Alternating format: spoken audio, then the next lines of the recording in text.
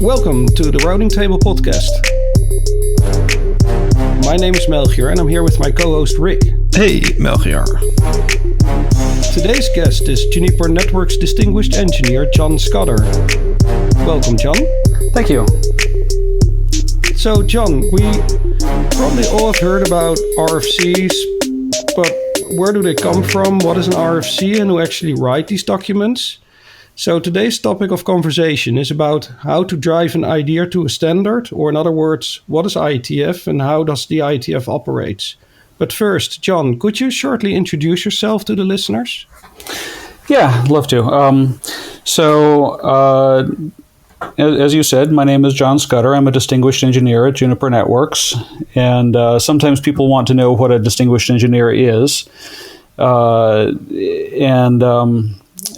The short answer is there is no short answer, but I've tried to distill it down into, because every distinguished engineer does a little bit different work, but I've tried to distill my role down into the size of a bumper sticker for the benefit of friends and family who want a short answer and don't want to hear me talk all day. And my bumper sticker sized answer is I invent things and I explain things.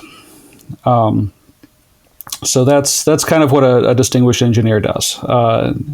Where I come from is I started working on the internet back in 1990, where I worked at Merit Network, which was part of University of Michigan, and we were part of a consortium that ran a thing called the NSFNet, National Science Foundation Network, which was at that time the core, because there really was a core, of this thing that nobody had ever heard of called the Internet.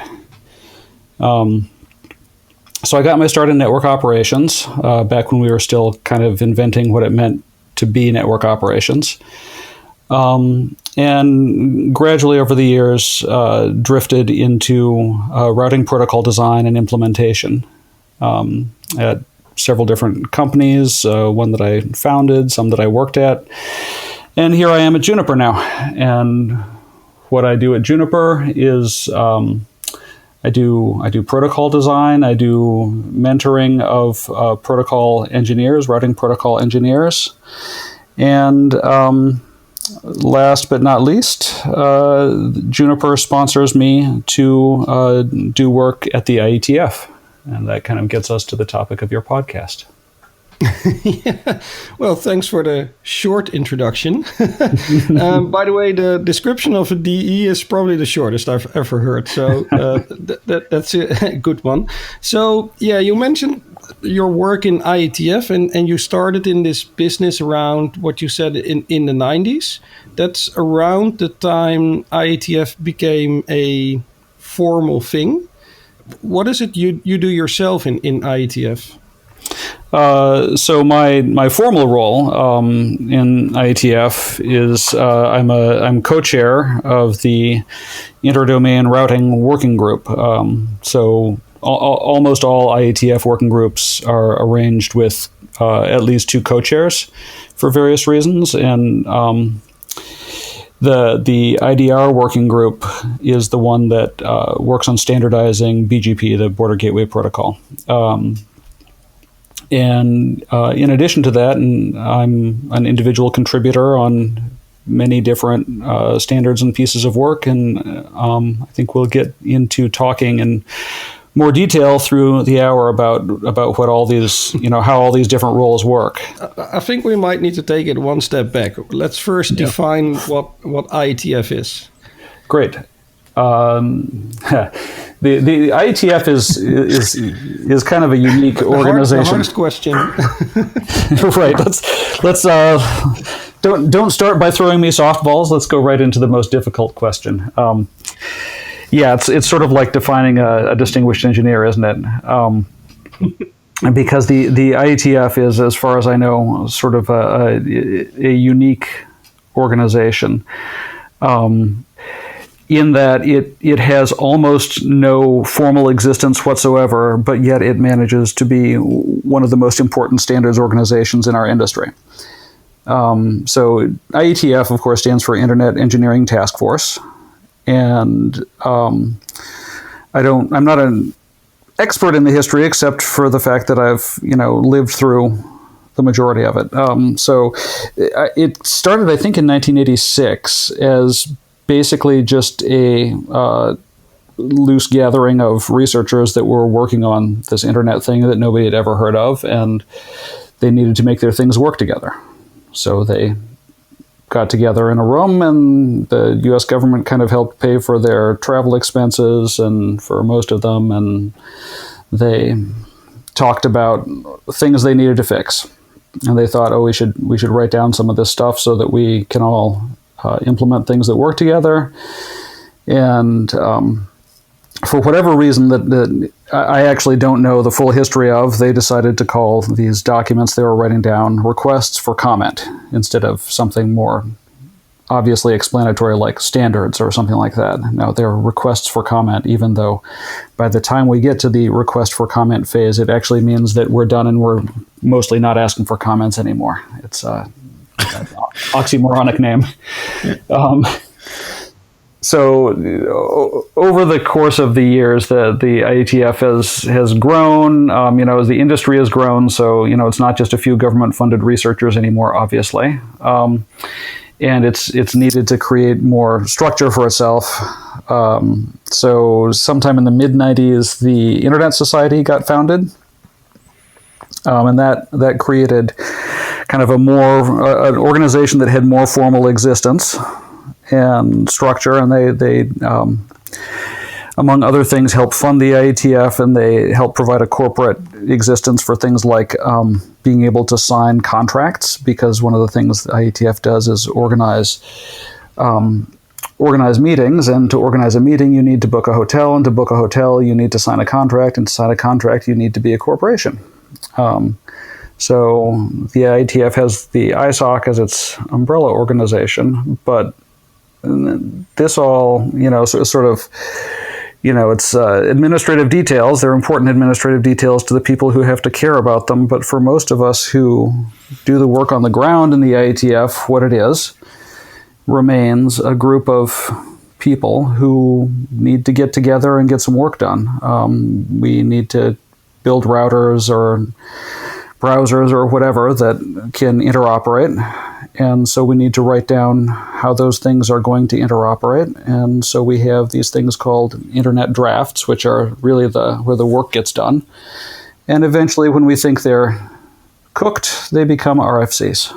So, and who then, if this indeed sounds just like a group of engineers coming together, making some cool new things and defining, hey, we should make this sure that this works together. Because as far as I'm aware, and I'm really an IETF newbie here, that I'm not very involved in the IETF at all,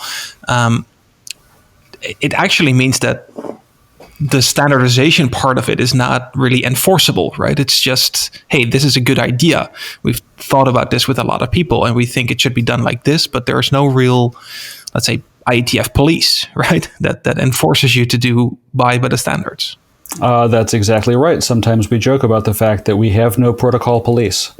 Now, sometimes our standards get referenced by other organizations that, maybe they have some protocol police of their own, but in general, that's correct. It's all mostly dependent on good citizenship and everybody having sort of aligned interests. Yeah, so there's this quorum of agreement between everyone that the IETF is where the standards should be registered. Otherwise, we don't really consider it a standard in the internet. Yep. And sometimes sometimes the IETF is in the rough, and then because we have no protocol police, it's probably a good thing because it means we have to acknowledge reality and move to where reality is. And so, as you mentioned, and I know when we prepared this podcast, you mentioned that you don't know, that you're not an expert on this subject, but you've mentioned ISOC as the Internet Society Corporation funding IETF, but that's really where their involvement stops, right? That they just provide the needs and administrative stuff, but they're not involved in the standard creation, right? Right, that's exactly right. They support the IETF, and also the IRTF is a kind of a sister organization, the Internet Research Task Force, for things that are still in the realm of research and haven't yet become engineering. And that's right. They're not involved in the management of the IETF. There are a couple of other bodies, groups within the IETF that are involved in management, and the notable ones are the IAB, Internet Architecture Board, and the IESG, the Internet Engineering Steering Group. How do they relate to each other? Because for me, it's more common terms to hear, but I can imagine that if you're sort of not familiar with IETF and how it works, what is the relationship between those bodies you just mentioned? Mm-hmm.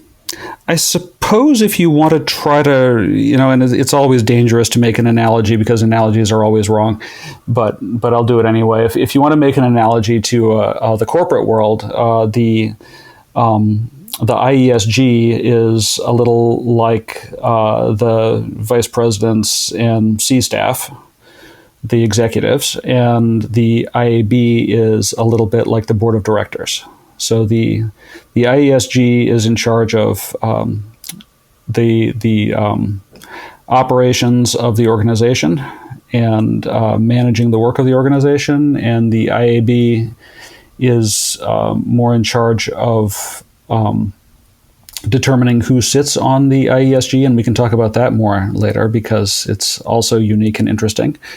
And they're in charge of sort of making, as you might guess from the architecture in their name, they're in charge of making sort of general statements about the internet architecture and about the internet, and they also partly serve to interact with and do outreach to other standards organizations like 3GPP or the ITUT or people like that.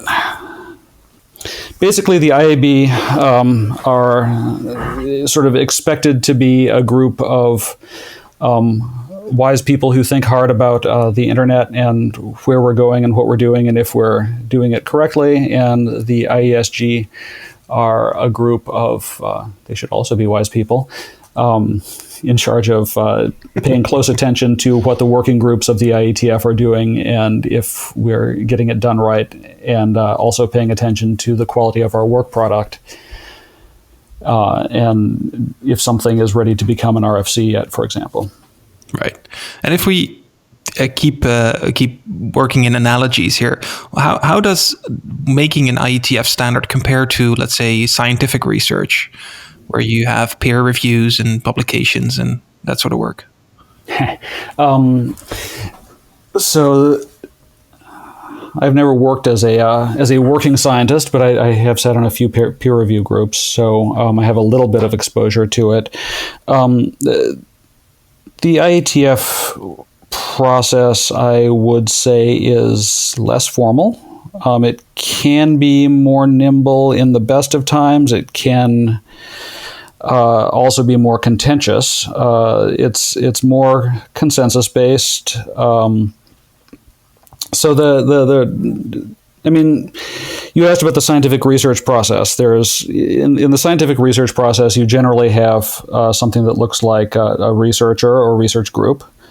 They go out and pick a project to do. They go back to their lab and they do their project, and then they write a paper, and then they send it off to a journal for publication, and it is at that point encounters the political process of the peer review committee. No, it's of course not political. It's completely merit based. Forget I said that. And then it's either sort of accepted or not, and maybe they get some comments from the reviewers. The IETF process tends to be more iterative, where you have generally ideas still come from a person or a group or a company.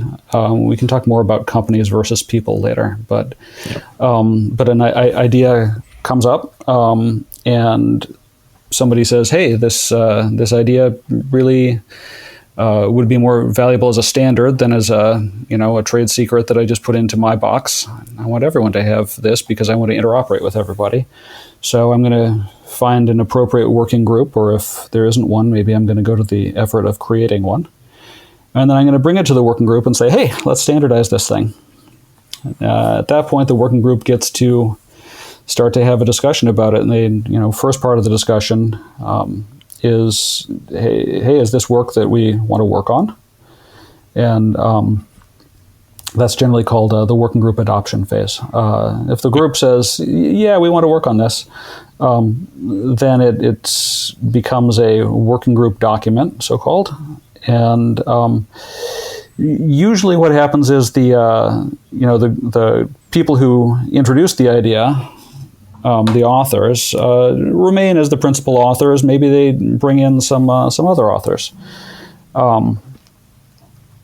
And they continue to work on the idea, but they are at that point taking input from the entire working group. And formally speaking, it's the working group that owns the document. It's no longer the individual author. So we've already sort of separated ourselves from the scientific research model, where the researchers are the owners of the document. Now it's the working group who's the owners of the document, and we have an iterative process. And sometimes a contentious process, because people may have different interests or opinions in how something should move forward. And, eventually that process is satisfied, or at least satisfied enough. We have this idea called rough consensus, which is different from complete consensus. The IETF operates by rough consensus. Mm-hmm. And one of the main roles of a working group chair is to use their judgment to decide when the working group has achieved rough consensus on an idea. And once the working group thinks they've achieved rough consensus on the document, they send it forward to be published. Now we have kind of a little bit of the analogy to the peer review stage, because the document gets sent to the IESG for approval, and the IESG is a group of experts from all the different areas of the IETF. So, routing is my own home area, applications, transport, and so on. And the IESG members, maybe with help from experts that they ask to assist them, will consider the draft, internet draft that they've been sent, and then they'll either send back sometimes extensive review comments and say, please fix all this stuff. Occasionally they will say, this is simply not something we wish to standardize, go away. We can come back to that. Go away is almost never the answer, but sometimes we think you should publish it over there instead. It might be the answer. And sometimes it usually, eventually, after some more iterations of this, it will proceed forward and become an RFC. And of course, I've left out a few steps. Yeah, I can imagine that there's many steps involved in creating a standard here. I mean, there are also all these different roles and stuff that I hear about. I mean, you've mentioned that you're a chair in the IDR working group. So if we take a step back and say, all right, what is actually a working group? Is there like a working group formed for each standard, or how is that separated, or how is that segmented? Good question. For each standard, no. I mean, generally, so I mentioned briefly that the IETF is organized into areas. So we have, like I said, my own favorite is the routing area, and I'll probably pick most of my examples from there. But there's an applications area, there's a security area, and so on. So if there's something to be standardized, kind of first step is, what is the best fit for your work? So let's say it is indeed a routing protocol. If it's a whole brand new routing protocol, for example, take a recent example, Rift. That was a whole new routing protocol. First step there was to bring it to the routing area, and talk to the area directors and say, hey, what do you guys think? I'm interested in doing this work. What's the right way forward? And often what will happen is the people will be referred to. There's sometimes these are called dispatch style groups. The routing area working group is a working group that exists to just provide an open forum for people to talk about new ideas in routing. That's in what then is named the charter, right, of the working group. That's exactly right. Yeah, so that defines what the working group works on. That's exactly right. Thank you for bringing me to that point. So basically, if you have work that falls into a existing working group's charter, for example, let's say you have an idea for an extension to BGP, pretty likely that work is going to land in my working group in IDR, because we're chartered to work on the BGP core protocol and its extensions. If you have work that doesn't land in any working group's charter, but it does land in an area, you're likely to be sent to that area's dispatch group if they have one, to kind of talk about it, and then maybe to create a new working group. And there's a whole process for creating a new working group. Briefly, the way you do it is you have what's called a BOF, a birds of a feather meeting, which is a place to just say, hey, are there other people who want to work on, and I was using Rift as an example, are there other people who want to work on Rift? It turned out there were a lot of people who wanted to work on Rift. So they were able to get approval from the area directors to form a new working group, or from the IESG. I think the whole IESG has to charter it. At that point, they have a group chartered to work on Rift. And Rick, I think you asked, do you have a separate working group for every standard? And the answer is typically no. The IDR group has produced, dozens of standards. Rift is working on several documents. I'm not sure exactly how many, but there's the core Rift standard, but then there's going to be other related things. So typically, you'll have one working group per sort of major, long-lived area of group of interest. So there's a working group for OSPF and ISIS. It was actually up until recently, it was a separate one for OSPF and a separate one for ISIS. But then the area directors took a hard look at the two groups and said, wait a minute, all of the people are rushing from one meeting to the next meeting because experts in OSPF tend to also be experts in ISIS, so can't we please combine these and just use one meeting room? There's a group for Rift, there's a group for TCP, and so on. So where a standard lands in a certain working group, or whether it needs its own working group, that's something that's decided up front, I would say. When you come up with the idea, and then there's, all right, let's work on this.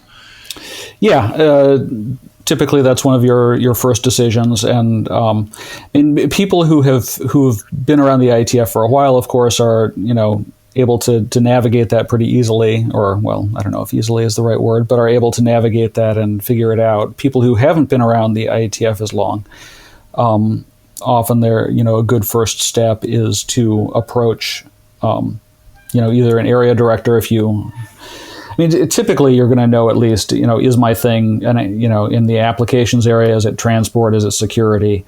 So a good start is to approach the area director of that group and say, can you please put me in touch with someone who can help me develop this into IETF work? And usually there's a good number of old timers that will be happy to lend a hand.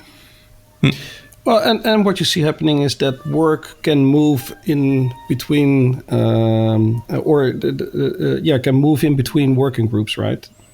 That's absolutely right. And sort of in the early stages of development of an idea, it's not that unusual to see authors presenting it to a couple different working groups. And sometimes things span two different working groups. They've got a foot in each camp. Took a long time to figure out where exactly to place some fast reroute ideas, for instance. Sometimes it's not clear whether an idea is better to put in IDR or in BES. BES is BGP-enabled services, so VPN-type technologies.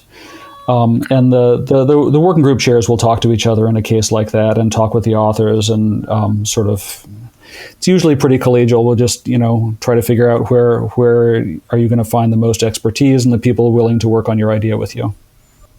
So you mentioned if you have an idea, approach an area director. So IETF has 3 meetings a year. Can I also approach them outside of those meetings, or is the work only happening in those meetings, or at least talking to each other? And then I would imagine that the actual work, I mean, writing the standards and exploring the ideas, happens outside of those meetings. But so what happens in the meeting and what happens outside of the meeting? That's basically the question. That is a perfect and very timely question. In principle, in theory, the IETF, gets all of our work done, or most of our work done, online, and the in-person meetings are, just sort of a bump in the schedule. So, first of all, to answer your initial question, are you restricted to asking, approaching an area director or a chair or another member only at the in-person meetings? And the answer is absolutely not. There's you can pick up the phone, you can pick up email and contact somebody anytime, year round. The IETF is supposed to be and does get work done year round. And we get a lot of, most of our work, as you mentioned, is done in between those big in-person meetings, and it's done primarily on mailing lists. So let's see, what does happen in the in-person meetings? We, because of the COVID-19 situation, are just now having to discover for the first time, I think this is the first IETF meeting that has not been held in person. It's being held entirely online, and it's probably a healthy thing for the IETF to have to see how a meeting goes where we're forced to use our own technology to get our work done. That's very interesting. Dog food. Eat your own dog food, exactly. And sometimes the dog food tastes good, and sometimes it doesn't taste as good. By the way, I couldn't find any proof of any other meeting being cancelled or transformed to a fully virtual meeting in IETF context. I think that's correct. I think this is the first ever. So John, do you think that's not the last ever? Oh, go ahead. Do you think that this allows more people to get involved? As you mentioned, you are being sponsored by Juniper, of course, to participate. But I can imagine that there's very bright, smart people out there that just do not have the funds to be there in person. Yeah, I think we're going to learn if this lowers the bar. In principle, the IETF tries to be open to participants from everywhere at every funding level, regardless of whether they can be sponsored to or self-sponsor to travel to the meetings. So that's our goal. We want to do that. We want to allow people to be full participants, even if they're only participating by email and by other virtual presence methods. And all of the IETF meetings, in-person meetings, are streamed, and we use Jabber to accept comments from people that don't have good enough connectivity to provide audio comments and so on. So we do try. But I would say, and this is maybe a slightly heretical thing to say out loud, but anybody who's tried to have a long distance relationship knows that sometimes there's no substitute for being face to face. So we will see if having a fully virtual meeting helps further lower the bar to new participants. I hope it does. In that sense, to make it a little bit broader, does IETF need new involvement? And if so, where would that come from? I mean, I know that for example, there's a lot of manufacturers being active in IETF, but and on the other hand, there are some operators. But do you think IETF would need, well, let's say, new faces? Short answer is yes. Any organization, if it just keeps seeing the same old faces, it ossifies and it doesn't produce its best work. So this is true in company and a sports team, and in any kind of area. You need a combination of the experienced old people and the energetic new people. hopefully you have some energetic, experienced old people too. But you get the point. Anyway, but yeah, we do need to bring in new people, and this is one of the has been one of the challenges for the IETF leadership team, sort of as the IETF has transitioned from being sort of the edgy new thing, and the internet has transitioned from being the edgy new thing to being not so edgy and not so new, is to attract people into the organization. I guess sort of my sales pitch to an engineer wanting to do work is to say there actually is a lot of exciting work to be done that you really can't get done unless you're doing it through standards, and there's interesting people to work with. The sort of the other main place that people talk about, if you think of it as a competitive situation, who's the IETF competing with for talent? It's not other traditional standards organizations like the IEEE or the ITU or whatever. It's really the open source community, and I don't think it should be viewed as a competition, because I think that really open source has a different set of strengths than standards does. The standards process tends to be more waterfallish if you think of the traditional software development methodologies, and open source tends to be iterative, and we need both. So as a workgroup chair, can you maybe influence the type of people that are involved in your work that gets done? So for example, I assume that you need like a good ratio between vendors / manufacturers and people who are actually running networks, right? That's it. That's absolutely right, and it's a good question about can I influence who's working in my group. So one of the popular metaphors, well, all over the world, but in the IETF, as I think the first place I heard it is herding cats. A working group chair is in charge of herding cats because all of my participants in my group are volunteers.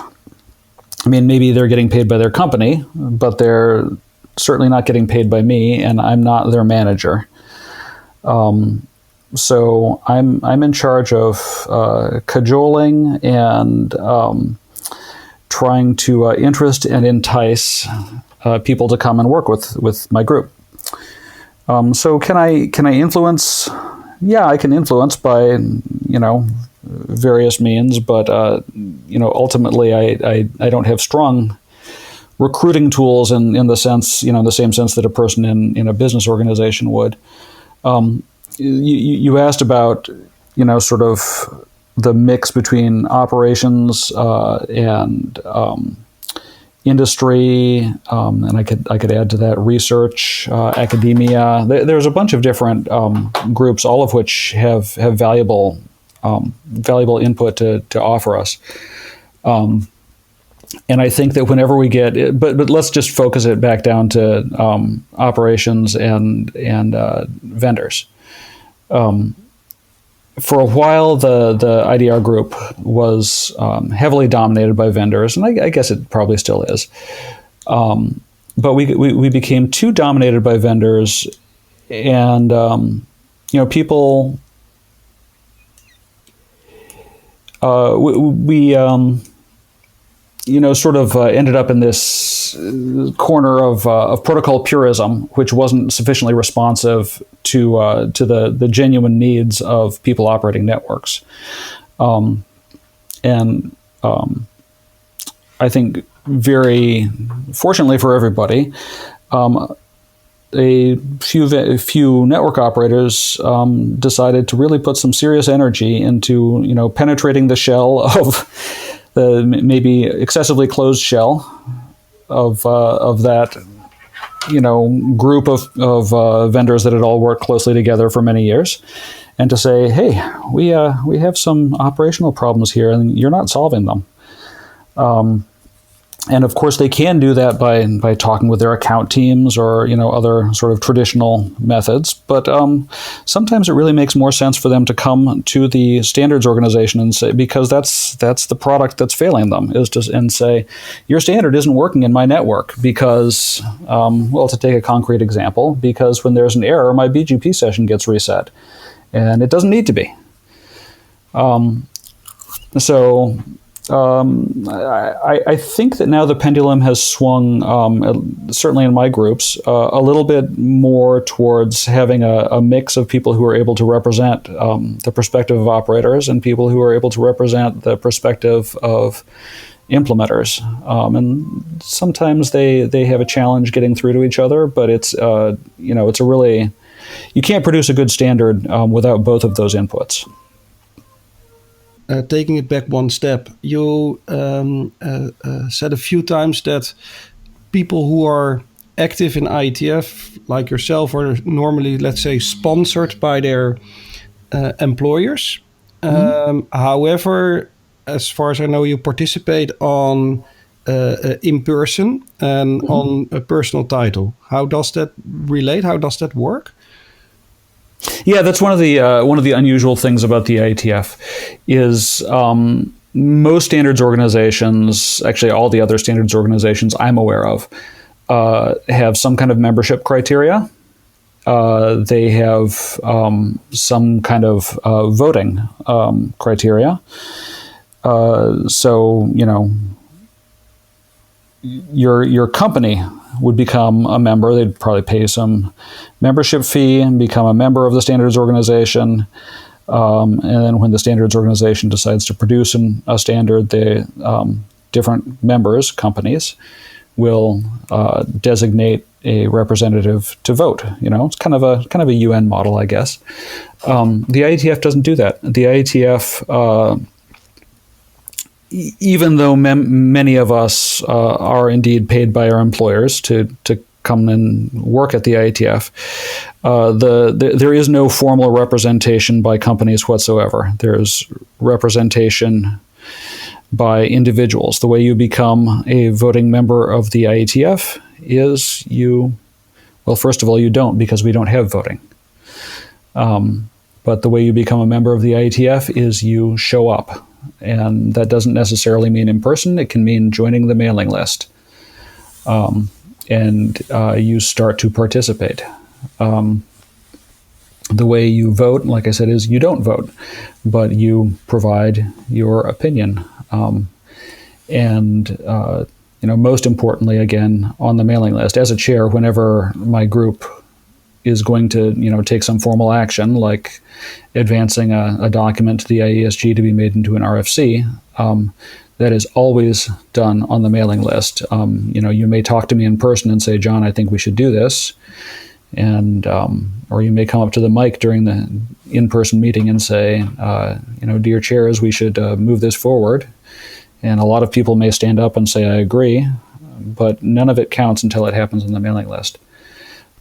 I think a really nice example of what you just explained about operator involvement in IETF is RFC 8212, which specifies that if you do not have an explicit export policy on an eBGP session, it should not advertise any routes to its neighbor. So that is defined in IETF. Then how does it work? The next step, right? Because the next step would be for manufacturers, for implementers to actually build the code and implement it. How does that process normally works? Like if I would want to have my network equipment vendor to implement this, do I go after them and say, hey, implement RFC whatever, or? Yeah, this is a great question. This gets back to I think maybe Rick was the one who brought up the protocol police earlier. But anyway, whichever of you did, this gets back to the problem of we don't have protocol police. So the IETF can publish RFC 8212, And we can say it's mandatory to, well, we don't have a mandatory to implement concept, but, we can say whatever. But in the end, exactly what you said needs to happen, which is that customers who... Actually, there's two ways to get something implemented, right? One is go implement it.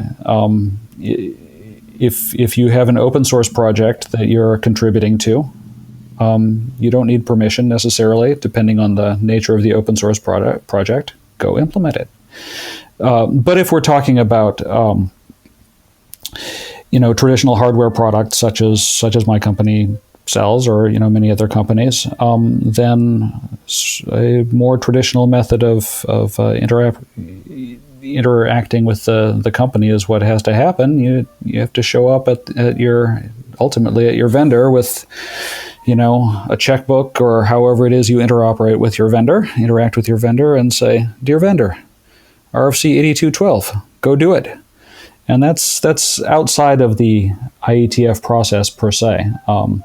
Although getting back to the discussion we had a little earlier about in-person meetings, that's part of what the value of an in-person meeting is that you have vendors showing up there, you have operators showing up there, and sometimes they maybe go out for a few beers together, and the operators can yell at the vendors, and the vendors can hang their heads in shame and say, "Yes, I'll go implement that. I forgot." Well, if we continue on this topic, I mean the BGP export policy, for example, when is a request like this a feature request, and when should it become an RFC? That's a great question. Actually, 8212 is in particular is sort of, it's a perfect example, because that could be a feature request to every different vendor. I think that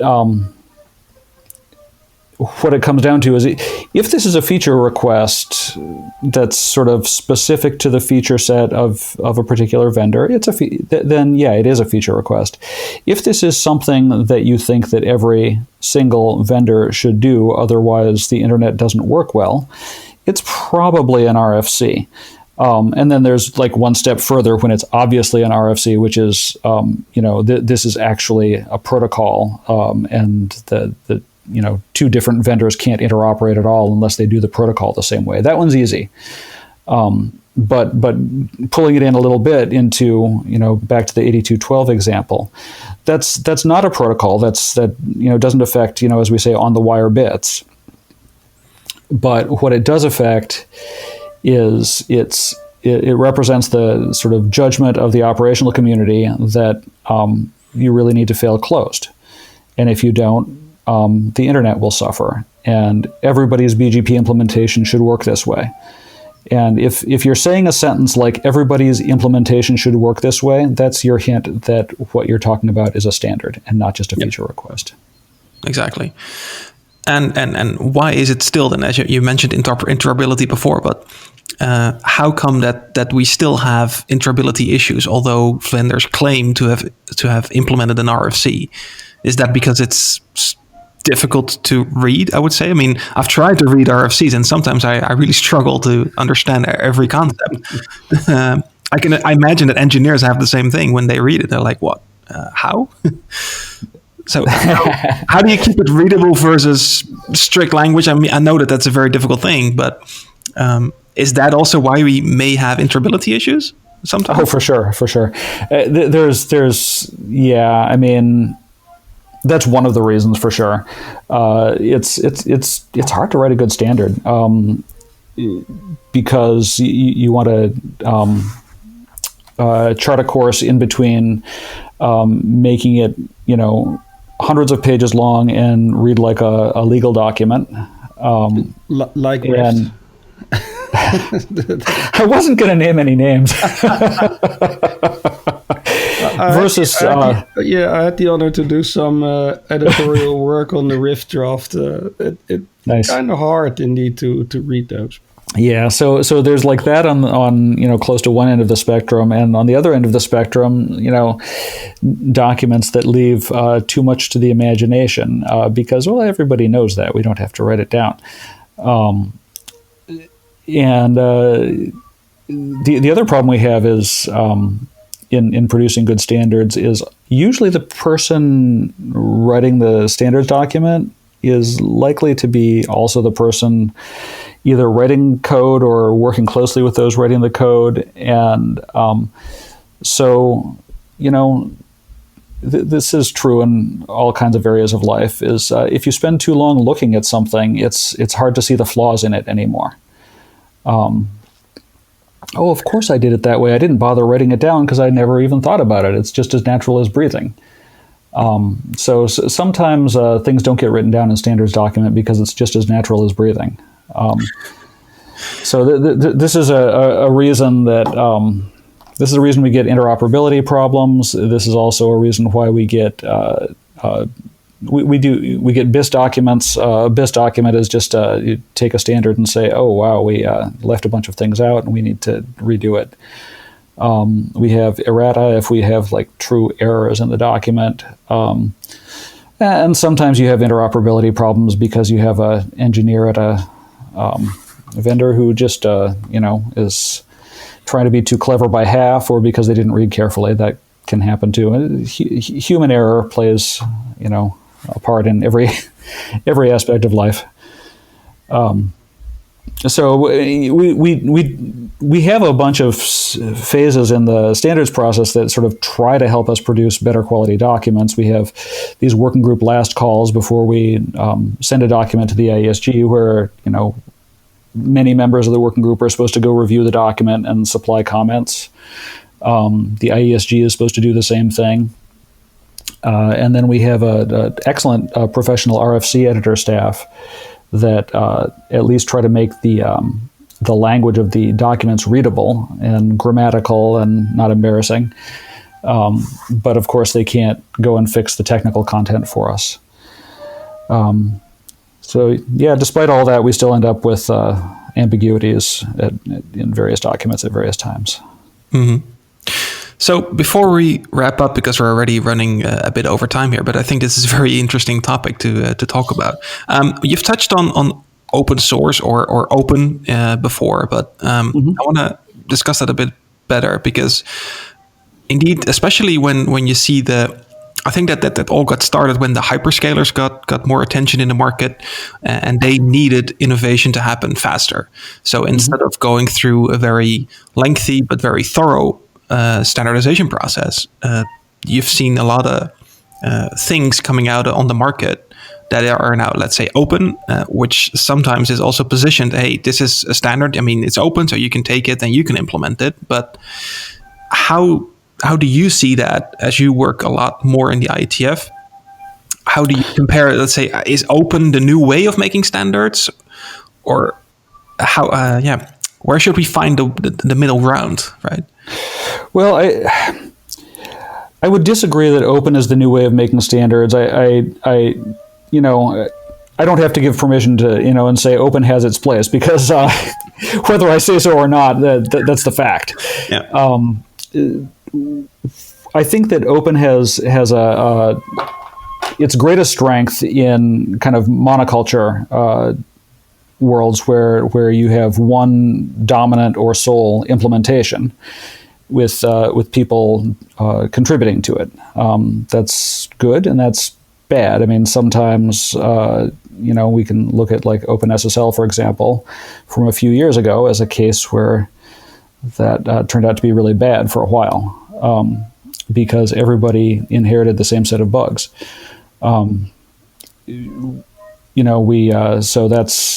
We don't exactly have that in the standards world. Instead, we have interoperability problems. So everybody, each approach has its own issues.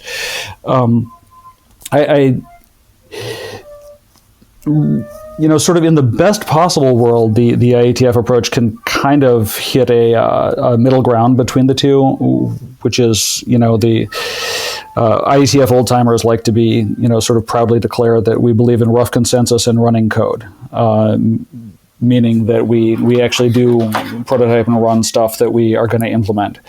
And in my working group, in fact, we require some implementations before we'll advance something to standard. But it's still quite different from the fast iteration model of open source. My own answer, and it's not a perfect answer, is that open source makes a lot of sense. I guess, as I said earlier, when you've got a single or a small set of implementations. But I've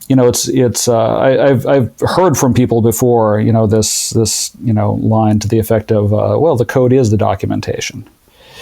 And for any non-trivial software project, I think anybody who's tried to go and read a pile of code and figure out how to interoperate with it knows that that's really a joke. You can maybe do that with one software project if you want to devote your life to it for a long time. Yeah. But the whole point of writing a standard is to say, no, the documentation is the documentation. We've distilled down the key things that you need to do in order to build an implementation. And now you can build two very different implementations, different languages, different design philosophies, different approaches, and you can still have a reasonable expectation that they will work together. I think that's a good point that you're touching on there, that in a standard, there is the same philosophy and principles going into an implementation in code. Whereas open source, indeed, like you said, it's two completely different things that may work together, but it reacts completely different to each situation. So yeah, I think that's a good point. So as a final question, so what's the work that you are currently working on, or that you're the most, let's say, proud of, or that you're excited to share? So lately I have been focusing a fair amount on BGP security and BGP robustness. I've spent a lot of my career working on BGP stuff. So right now, it's been true for a while, actually. As I think more people are becoming aware, the BGP protocol has a lot of its security model is more or less based on trust, it's unclear whether this is viable going forward into the indefinite future. So there's a bunch of different efforts to secure the protocol, and a lot of very talented people working on it. And I have been working with a lot of them, and I think it's very interesting work. So just to name a few examples of specific efforts there, RPKI. Is and origin validation is something that's starting to be pretty well deployed. BGP-sec is something that may or may not become deployed, but it's an interesting project to work on. Yeah, I hear you laughing, but I'm a dreamer. And then there's a lot of other sort of interesting approaches to try to come up with a more pragmatic approach to securing the BGP protocol. And maybe we can do a whole nother podcast on that sometime. There's a whole podcast worth of discussion right there. I was about to say, you just introduced, I think, a new episode of discussing BGP routing security. That would be awesome. All right. So with that, we've come to the end of this episode of the Routing Table podcast. Thank you very much, John. My pleasure. Thank you for having me. If you have any questions, comments, or would like to be on the show yourself, feel free to reach out, rick@routingtable.cloud or Melchior@routingtable.cloud.